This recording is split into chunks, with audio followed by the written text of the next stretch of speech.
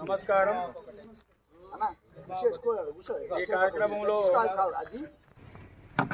అదేవిధంగా ఆధ్యాత్మికవేత్త నిరంతరం దేవాలయ అభివృద్ధి గురించి పాటుపడుతున్నటువంటి చింతాకల సునీల్ గారు ధర్మకర్త రాజేష్ ఇద్దరేనా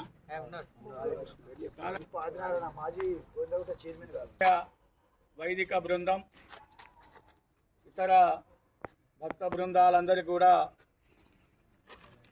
ఈ సందర్భంగా వారి ప్రత్యేక ధన్యవాదాలు తెలియజేస్తూ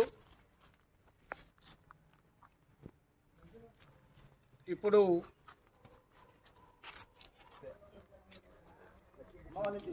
సినిమా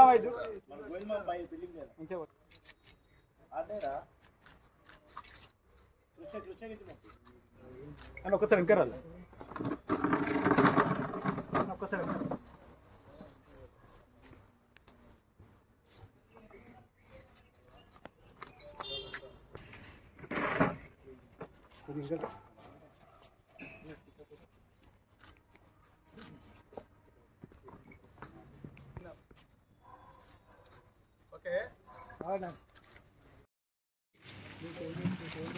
ఈ గోవిందరాజస్వామి గుట్ట ఉత్సవాలు తరతరాలుగా సాంప్రదాయబద్ధంగా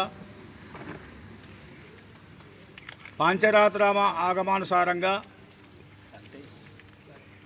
శ్రీ వైష్ణవ సాంప్రదాయాన్ని అనుసరించి విధంగా ఇప్పుడు ప్రప్రదంగా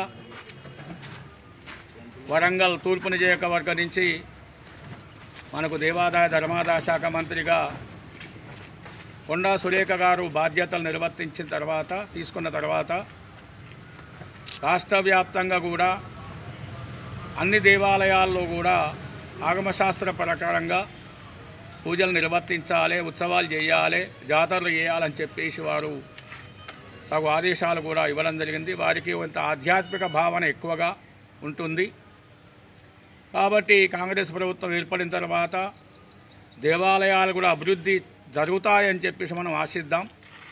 అందులో ముఖ్యంగా వరంగల్ నగరంలో నడిబొడ్డున్నటువంటి ఈ గోవిందరాజస్వామి గుట్ట అభివృద్ధి కూడా జరగాల్సిన అవసరం ఉన్నది. కొండా సురేఖ గారి ఆధ్వర్యం లోపల సరే గత ప్రభుత్వ హయాంలో కొంత నిధులు కేటాయించినా పూర్తి స్థాయిలో అభివృద్ధి అనేది జరగలేదు వాస్తవం చెప్పాలంటే.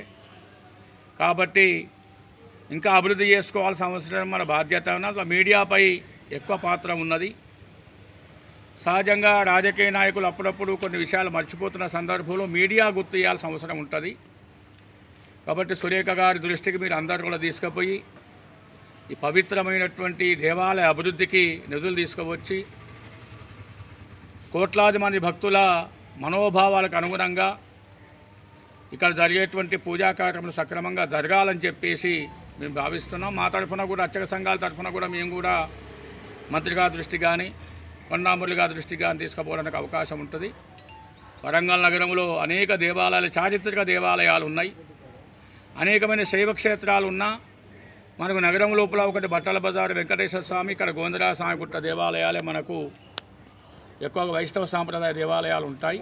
కాబట్టి ఈ దేవాలయ అభివృద్ధికి స్థానిక కార్పొరేటర్ కానీ ఇతర పెద్దలందరూ కూడా కృషి చేయాల్సిన అవసరం ఉన్నది.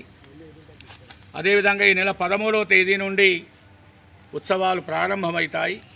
30వ తేదీ వరకు గోవిందరాజస్వామి గుట్ట బ్రహ్మోత్సవాలంటే వాస్తవం చెప్పాలంటే 7 రోజుల పాటు జరుగుతాయి. వాటి రథోత్సవం అనేది మహావైభవంగా నిర్వర్తించడం జరుగుతుంది.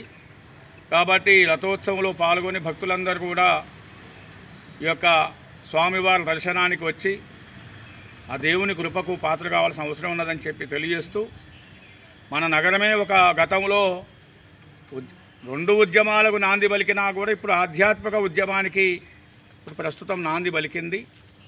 నక్సలబద్ ఉద్యమానికి కానీ తెలంగాణ ఉద్యమానికి కానీ అనేకమైనటువంటి కార్యక్రమాలు ఉన్నా కూడా ప్రస్తుతం ఇప్పుడు ఒక ఆధ్యాత్మిక నగరంగా విరాలు చెల్లుతున్నది. కాబట్టి మనమందరం కూడా ఆ దైవచింతలో పాల్గొని ఇక్కడ జరిగేటువంటి కార్యక్రమంలో భక్తులందరూ 7 రోజుల పాటు జరిగేటువంటి ఈ జాతరలో భక్తులందరూ పాల్గొని ఆ గోవిందరాజస్వామి దర్శించుకొని పునీతులు కావాలని చెప్తూ ఆ రథోత్సవంలో కూడా ఇలాంటి అవాంఛనీయ సంఘటనలు జరగకుండా స్థానిక మున్సిపల్ అధికారులు కానీ విద్యుత్ అధికారులు కానీ పోలీస్ అధికారులు కూడా పూర్తి స్థాయిలో సహకారం అందించడం వలన ఉత్సవాలు ఘనంగా నిర్వర్తించుకోవడానికి అవకాశం ఉంటుందని చెప్పి తెలియజేస్తూ ఇప్పుడు స్థానిక కార్పొరేటర్ గారు అనిల్ గారు మాట్లాడుతారు.